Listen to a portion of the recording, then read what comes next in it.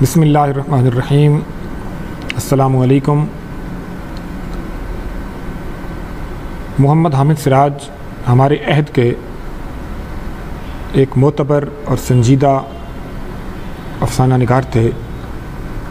پاکستان اور ہندوستان سمیت پوری دنیا کے اردو حلقے میں ان کی کہانی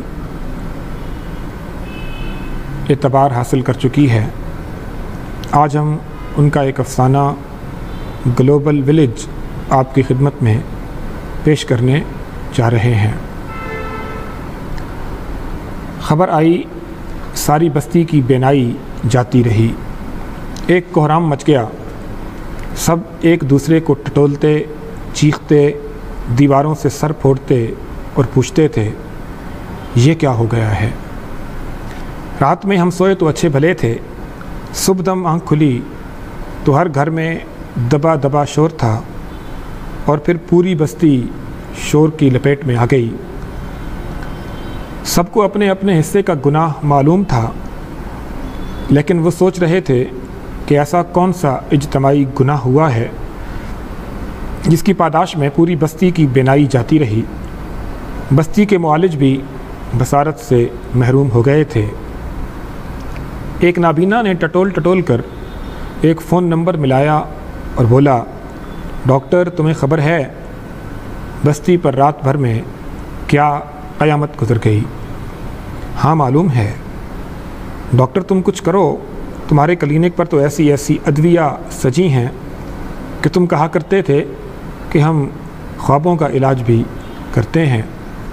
تمہارا تو یہ بھی کہنا تھا کہ بستی میں کوئی وبا پھوٹ پڑے تو ہمارے طریقہ علاج کا یہ کمال ہے کہ پانی کی سپلائی لائن میں ایک قطرہ دوائی کا ڈال دیں تو پوری بستی شفا یاب ہو جائے۔ آج پوری بستی کی بینائی جاتی رہی ہے، کچھ تو کرو۔ دوائی تو ہے، لیکن ہزاروں ادویہ میں رکھی اس دوائی کے نام کی شناخت کیسے ہو؟ ڈاکٹر کی آواز میں لرزش تھی۔ ڈاکٹر ڈرو اس وقت سے جب سماعتیں اور قوت گویائی بھی چھن جائے گی۔ اسی طرح ساری بستی رانگ نمبر ملا کر ایک دوسرے سے حال احوال پوچھتی رہی کہ شاید کہیں کسی کی آنکھ میں بینائی کی رمق باقی ہو۔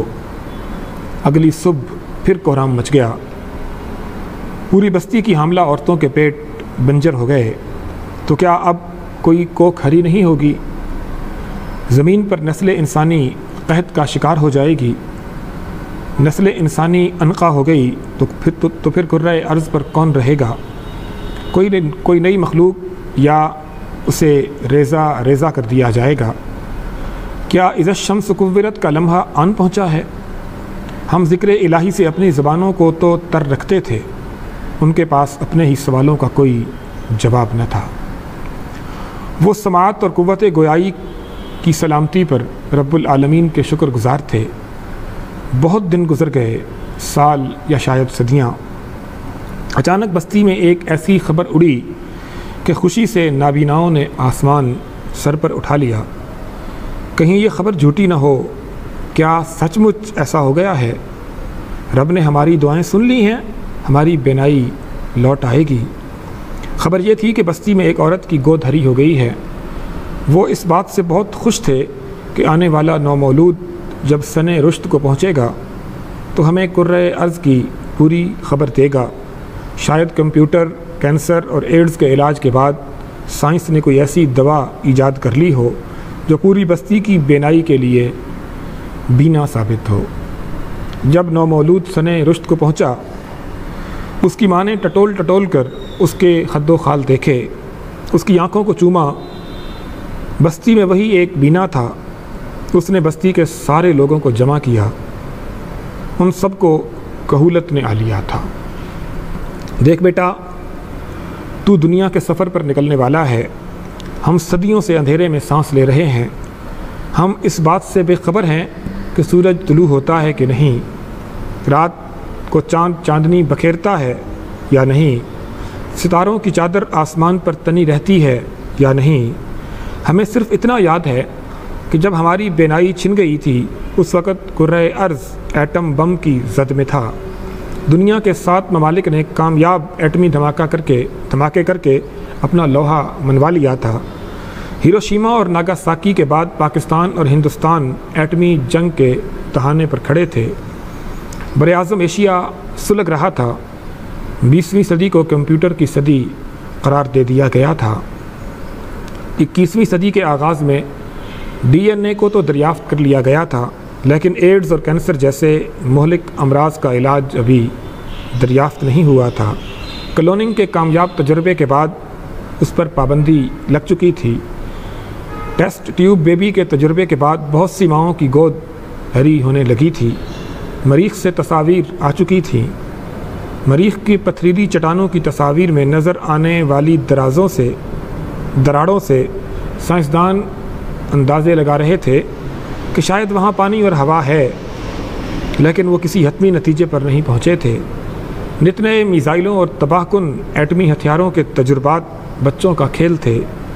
بڑے بڑے ممالک اپنے مفادات کی خاطر چھوٹے ممالک پر چڑھ دوڑتے تھے اور دہشت گردی کے نام پر انہیں کچلنا اپنا حق سمجھتے تھے۔ اس دور میں دو نام بڑی اہمیت کے حامل تھے، IMF اور ورلڈ بینک۔ ان دونوں نے پسماندہ اور ترقی پذیر ممالک کے ساتھ معاشی جنگ کا آغاز کیا اور انہیں کنگال کر کے رکھ دیا۔ سن رہے ہو نا، اس وقت روس ٹکڑے ٹکڑے ہو چکا تھا۔ ریاستیں تو آزاد ہو گئی تھیں، لیکن حکمران کٹھ پتلی تھے۔ گلف میں بھی یہی صورتحال تھی۔ تیل کے کنوؤں پر عالمی طاقتیں پنجے گاڑے بیٹھی تھیں۔ اس عہد میں جھوٹ، فریب، رشوت اور ملاوٹ کا چلن عام تھا۔ کاروبار زندگی میں جھوٹ، فریب اور رشوت اتنی ہی ضروری قرار دیتی گئی تھی جتنی زندہ رہنے کے لیے سانس لینا ضروری ہے۔ کرۂ ارض کو گلوبل ولیج قرار دے دیا گیا تھا اور اس میں سودی کاروبار اور سودی قرضہ جات کو قانونی اور حکومتی تحفظ حاصل تھا۔ تعلیم اور علاج جیسے شعبے بھی خدمت خلق کے دائرے سے نکل کر مکمل طور پر کمرشل اور کاروباری ہو گئے تھے۔ جاں بلب مریضوں کے ورثاء سے لاکھوں روپیہ بٹور لینے کا چلن عام تھا۔ بے حیائی اور فحاشی شرافت کے زمرے میں شمار ہونے لگی تھیں۔ اسے فنون لطیفہ کے نام سے فروغ دیا جاتا تھا۔ پھر ہماری بینائی چھن گئی۔ ہماری آخری کاشت یہی تھی جو تمہیں تفصیل سے بتا دی ہے۔